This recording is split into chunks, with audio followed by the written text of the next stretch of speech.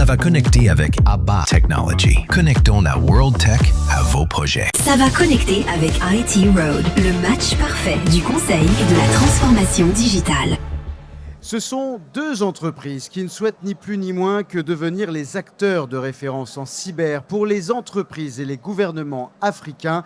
Qui sont-elles? Comment comptent-elles s'y prendre? On vous dit tout ici depuis GITEX Africa 2026. Bienvenue au match parfait de Private Discus et de Formind North Africa. Avant d'accueillir nos deux entreprises avec nous en plateau, Bertrand Caron, expert en développement d'affaires de la société Conseil Polypus. Salut Bertrand. Salut Philippe. Ça va? Très bien. Comme Ouais, un début d'après-midi, à fond. Hein, pas besoin de petits jus d'orange, pas besoin de remontant. C'est tout bon, merci. C'est bon, on est là. À tes côtés, Iman Daou, experte cybersécurité de la société SIA Partners. Ça va Iman? Divinement bien. Divinement bien. Je l'avais pas entendu celui-là sur un plateau depuis longtemps. Et divinement bien, on va dire divinement bien, je le confirme. Bertrand, Iman, si l'intelligence artificielle est l'un des grands sujets majeurs de ce GITEX Africa. La souveraineté, la sécurité des données ne sont pas en reste. C'est ce dont on va parler avec nos invités dans quelques instants, Bertrand. Exactement, c'est le driver force de ce GITEX, l'intelligence artificielle. Mais comme tu disais, la souveraineté et la sécurité ne sont pas en reste. Mais en fait, ce qu'on va voir aujourd'hui, c'est comment espérer faire sa place sur un marché qui est dopé par les GAFAM. Il faut à la fois maîtriser 100% sa tech, massivement investir, avoir du développement. Mais on va le voir, c'est surtout d'avoir des partenaires de confiance qui partagent la même ambition et le même ADN. Et en fait, ce qui est sympa, Philippe, c'est que ce match parfait, en fait, il a débuté au GITEX en 2024.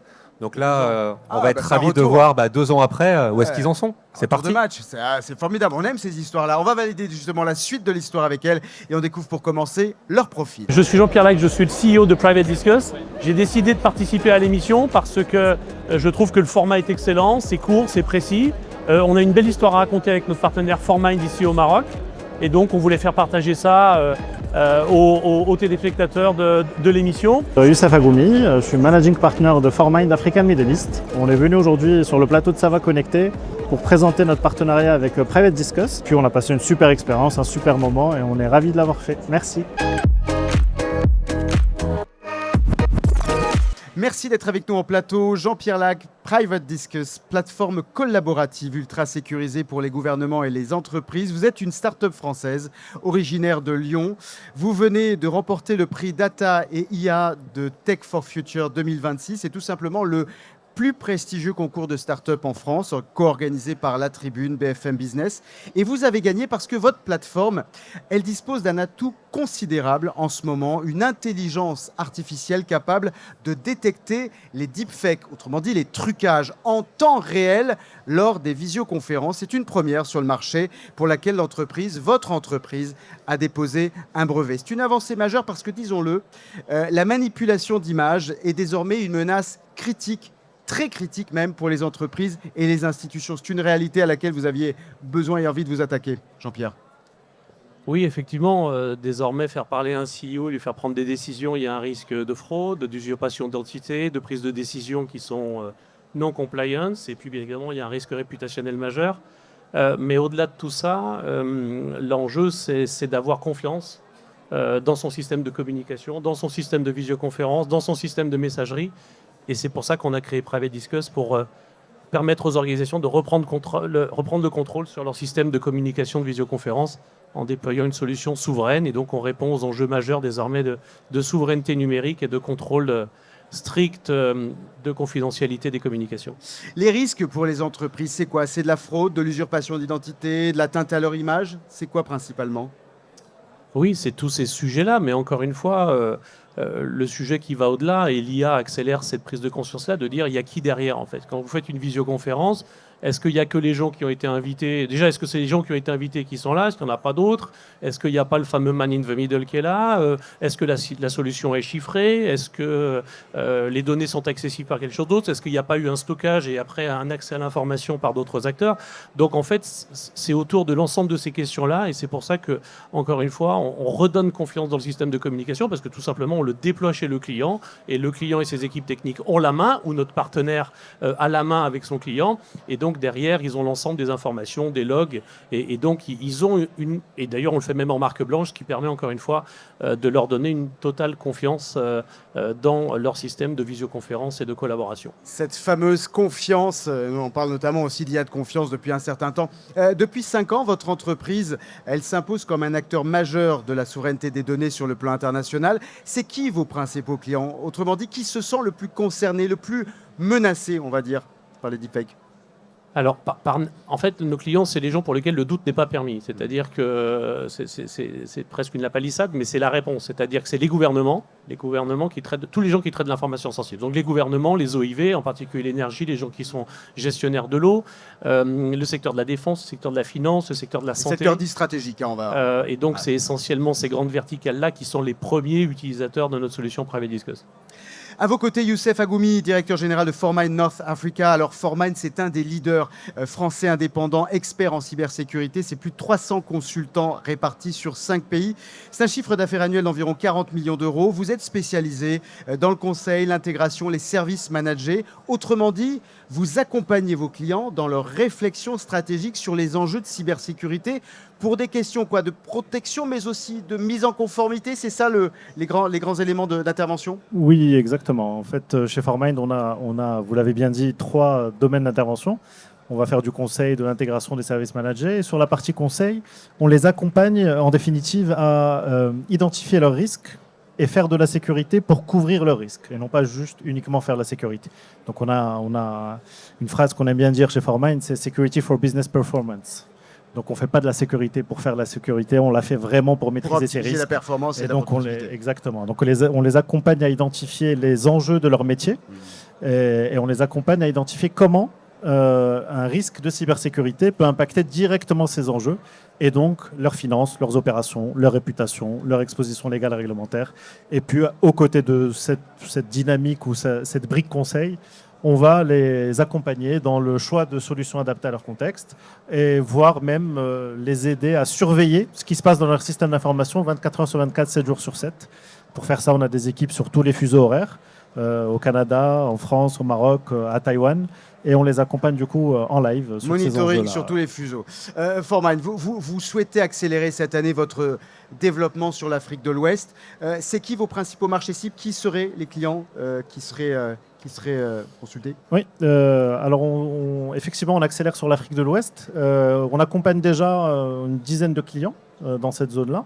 Et aujourd'hui, l'enjeu, c'est de plus structurer notre offre et notre approche vis-à-vis de ces secteurs-là, parce qu'on s'est rendu compte qu'aujourd'hui, plus qu'avant, même si c'était déjà le cas avant, mais il y a une forte accélération des enjeux cybersécurité dans tous nos pays de présence, une forte remontée de cet enjeu dans les cercles décisionnels. On a toujours été dans des cercles décisionnels assez hauts, mais je dirais qu'avec la recrudescence des cyberattaques, on a encore monté d'un cran. On ne va plus parler aux COMEX des entreprises, mais on va commencer à parler aux actionnaires de ces entreprises-là. Et c'est un enjeu qui est extrêmement présent en Afrique, aux côtés des enjeux de souveraineté qu'on a évoqués, mais on en parlera plus en détail peut-être. Bertrand le signalait en introduction, le match parfait entre vous, Private Discuss, Formine, il a débuté il y a 2 ans ici, c'était ici à Jitex, en avril 2024. C'était où? C'était sur quel stand? On était loin d'ici, vous vous rappelez de cette Non, cette on était à 30 mètres. 30 mètres, c'est ça. Il y a une plaque là qui... Plus sérieusement, votre ambition commune, c'est devenir les interlocuteurs privilégiés de l'ensemble du tissu économique marocain, africain. Pour les enjeux, on l'a dit, de souveraineté, d'autonomie stratégique, votre complémentarité, elle se traduit comment? C'est quoi les compétences que l'un et l'autre vous apportez à ce niveau-là? Qui veut commencer peut-être? Jean-Pierre? Non, nous, notre go-to-market, il est mondial. On a 60% de notre chiffre d'affaires qui est fait hors de France et on a 90% de nos leads désormais qui sont hors de France. Donc ça veut dire le marché, il est mondial.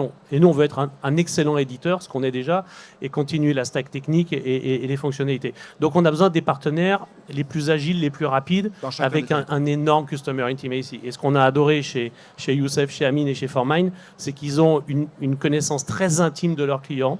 Ils l'ont démontré l'année dernière, ils l'ont déjà redémontré cette année.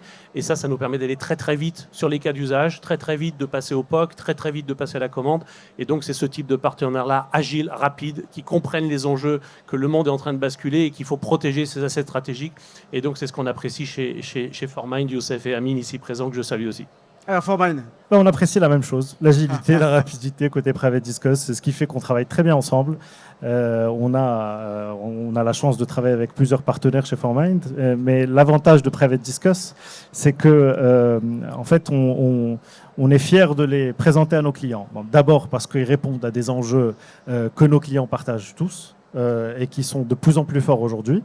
Et au-delà des enjeux auxquels répond Private Discuss, on a une équipe capable d'adresser les besoins de nos clients, quels qu'ils soient. Et c'est assez particulier chez un éditeur, dans le sens où on a une flexibilité exceptionnelle, une agilité exceptionnelle. Et on peut être en rendez-vous avec un client qui va nous dire « Ah, c'est sympa, mais j'aurais bien aimé telle fonctionnalité ». La semaine d'après, on la trouve chez Private Discuss. Cette belle dynamique, elle vous inspire quoi, Iman, Bertrand? Qui veut commencer? Tiens, Iman. J'y vais alors.